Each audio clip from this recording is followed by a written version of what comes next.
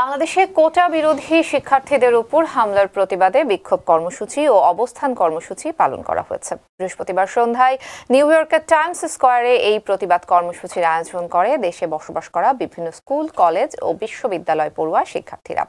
শিক্ষার্থীদের এই কর্মসূচিতে অংশ নেন নিউ ইয়র্কে বসবাসরত নারী, পুরুষ ও বিভিন্ন পেশাজীবীরা। তারা বিক্ষোভে অংশ নিয়ে সরকারের তীব্র সমালোচনা করেন। সরকারের প্রশ্রয়ে ছাত্রলীগ, যুবলীগ ও আইন শৃঙ্খলা বাহিনী শিক্ষার্থীদের উপর হামলা করছে বলেও অভিযোগ করা হয়। এজন্য দ্রুত সরকারের পদত্যাগ সহ বিচার বিভাগীয় তদন্তের দাবিও জানান তারা।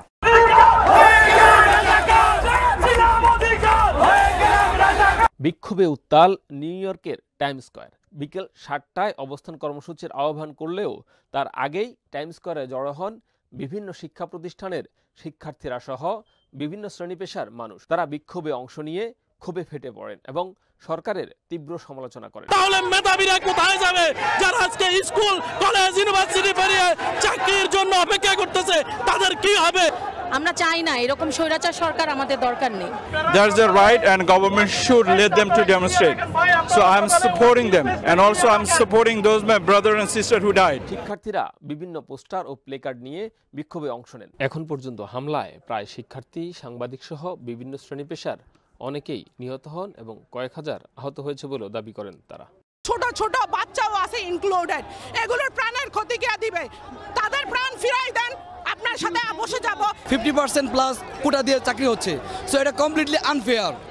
আমার কথা হচ্ছে সরকার কে হলো ইট ডাজন্ট ম্যাটার, আমাদের যে অধিকার এটা আমরা চাই। বিশ্ববিদ্যালয়ের শিক্ষার্থীরাই আগামী দিনের ভবিষ্যৎ, অথচ তাদের সহপাঠীরা সরকারের প্রত্যক্ষ ও পরোক্ষ সহযোগিতায় শিক্ষার্থীদের উপর ছাত্রলীগ বর্বর হামলা চালায়। পাশাপাশি পুলিশ, বিজিবি ও র্যাবকেও লেলিয়ে দেয় সরকার।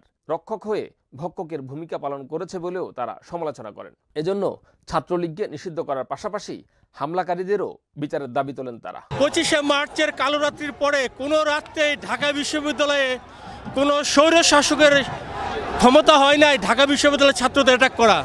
আমার ডিপার্টমেন্টে অ্যাটাক করেছে, আমাদের শিক্ষকদের মেরেছে এই ছাত্রলীগ এবং পুলিশ। এই অবৈধ স্বৈরাচারী সরকারের অবিলম্বে আমরা পতন চাই। ভাষার জন্য নিজেদের প্রাণ দিয়েছি, আজকে আমরা সেই নিজেদের ভাষা দিয়ে নিজেদের মনের ভাব প্রকাশ পর্যন্ত করতে পারি না। সেখানে মনে হচ্ছে আমরা ঘরের মধ্যে বন্দি, বাইরে গেলে মাইক হতে হচ্ছে অন্য একটা হেলমেট বাহিনীর কাছে। ছাত্রলীগের কে অধিকারটা দেয় আইন হাতে তুলে নেওয়ার? আইন যদি হাতেই তুলে নেওয়ার হয় তাহলে আপনি তো অপারগ একজন মানুষ, যে কিনা আপনি আপনার দেশকে পরিচালনা করার জন্য অপারগ। শিক্ষার্থী নিহতের ঘটনায় কমপ্লিট শাটডাউনে বাংলাদেশের বেশিরভাগ জেলায় বিক্ষোভ ছড়িয়ে পড়ে। শিক্ষার্থীদের আন্দোলনে সর্বস্তরের জনসাধারণও অংশ নেয়। সরকার শিক্ষার্থীদের আন্দোলন দমনে আরও ভয়াবহ হামলা করার জন্য সারা দেশে ইন্টারনেট ও ইলেকট্রিসিটি বন্ধ করে দেয় বলে দাবি করেন তারা। এজন্য তারা উদ্বেগ প্রকাশ করেন। আমরা ভয়ই পাচ্ছি, সারা বাংলাদেশকে ব্ল্যাক আউট করে রাখছে।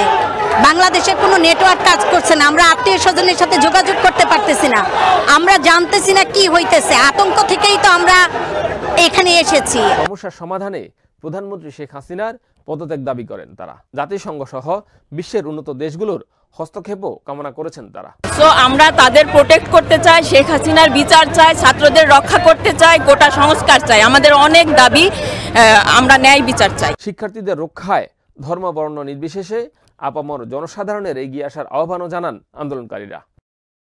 বাংলাদেশের কোটা বিরোধী শিক্ষার্থীদের আন্দোলনে পুলিশ এবং ছাত্রলীগের হামলার পরিপ্রেক্ষিতে নিহত আহত ছাত্রদের বিষয়ে উদ্বেগ প্রকাশ করে এখানে অবস্থান কর্মসূচি পালন করছে নিউ ইয়র্ক টাইমস স্কয়ারে।